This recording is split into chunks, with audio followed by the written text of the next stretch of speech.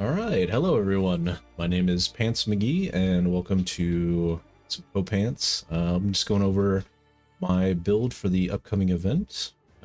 So I am gonna go Surfcaster. Super excited about it. It's kind of fun. It's my first time really showing off a build and kind of building my own. It's based off a couple other things I've played, but a little bit of some changes when we start getting into a little closer to the end game, and I do kind of want to maybe create a couple videos just showcasing how the build progresses throughout this event.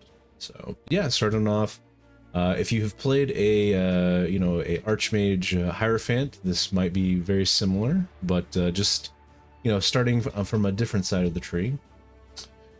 So we'll just take a quick look over here at our items. Very I would say very simple, not too crazy of stats.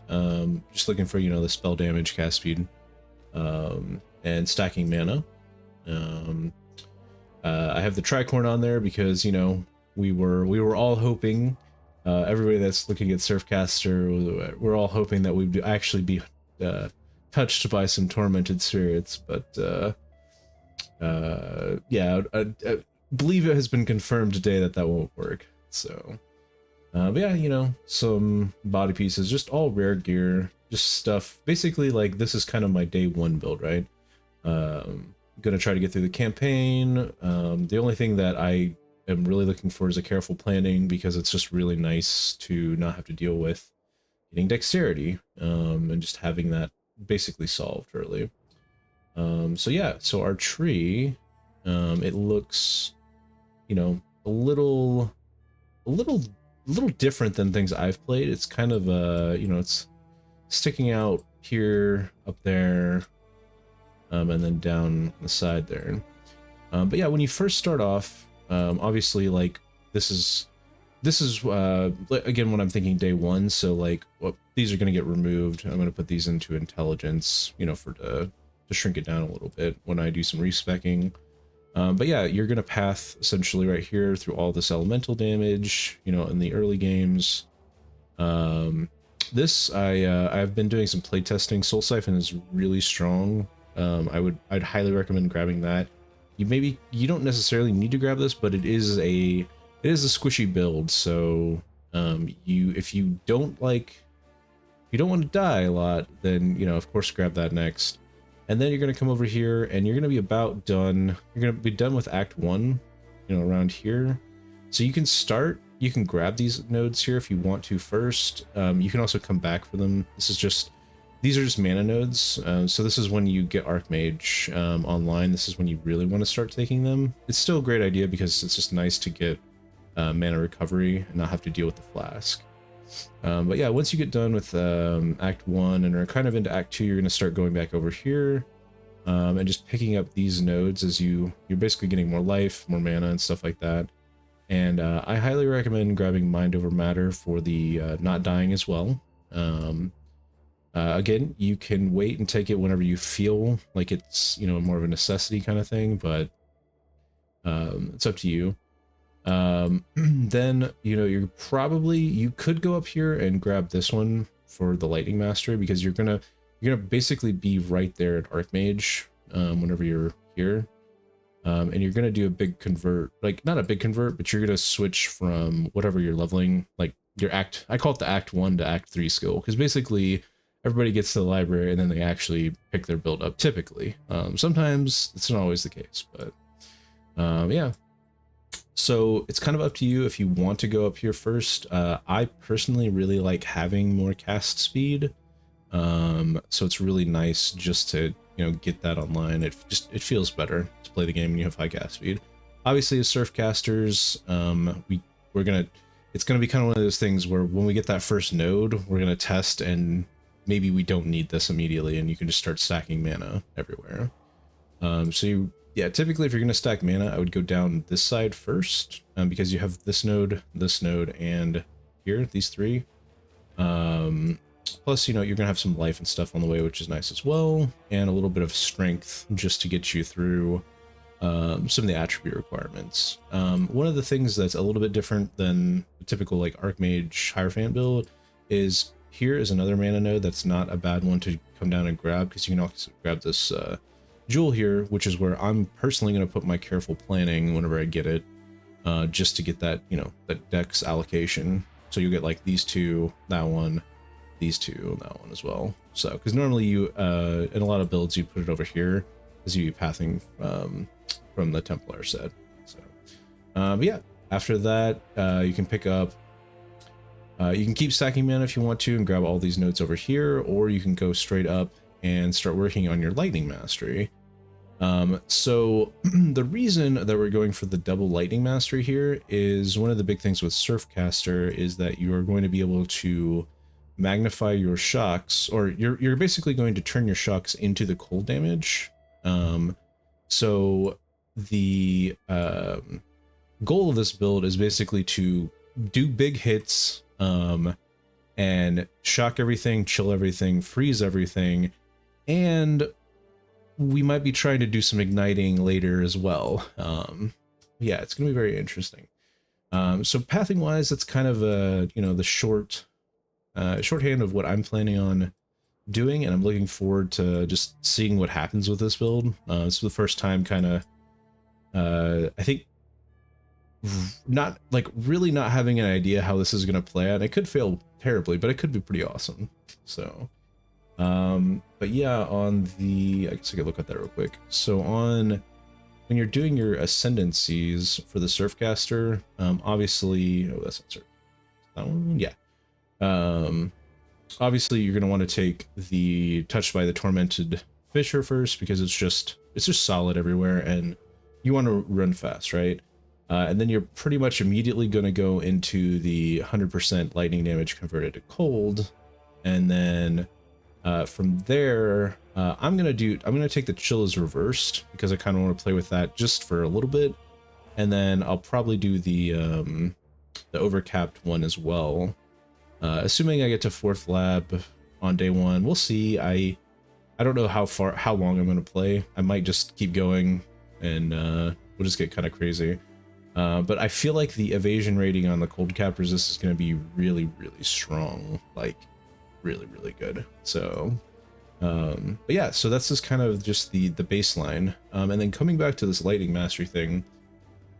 So I'm going to go into my other build real quick here. And so this is the crit version of it. And the big thing we're doing is we're trading out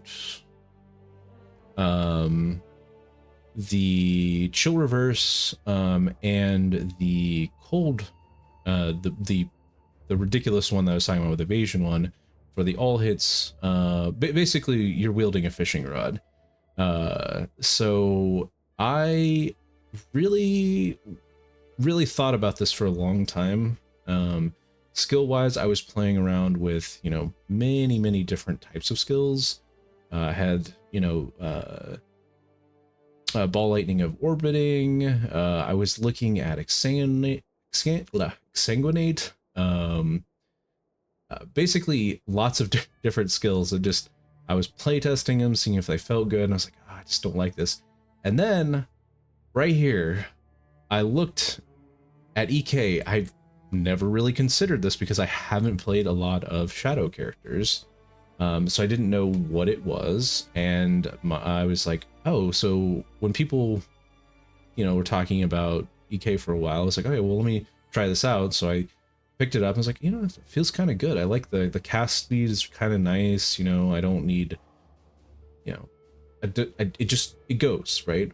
And then I haven't actually gotten one of these ones, the Massacre, but I did watch some of like the EK Ignite builds, and I was like, okay, I'm feeling it. So this is kind of where this this build is evolved into. So we're going to be still stacking Archmage, you know, traditional inspiration spell, Echo, and then one interesting one I thought was early on we could do physical to lightning, so we're getting another amp on the just high physical damage that this one already does. And one of the other ones that's very strong is of course controlled destruction, because we just get that more spell damage, right? And we don't, there's nothing to, like, the critical strike chance doesn't matter, right?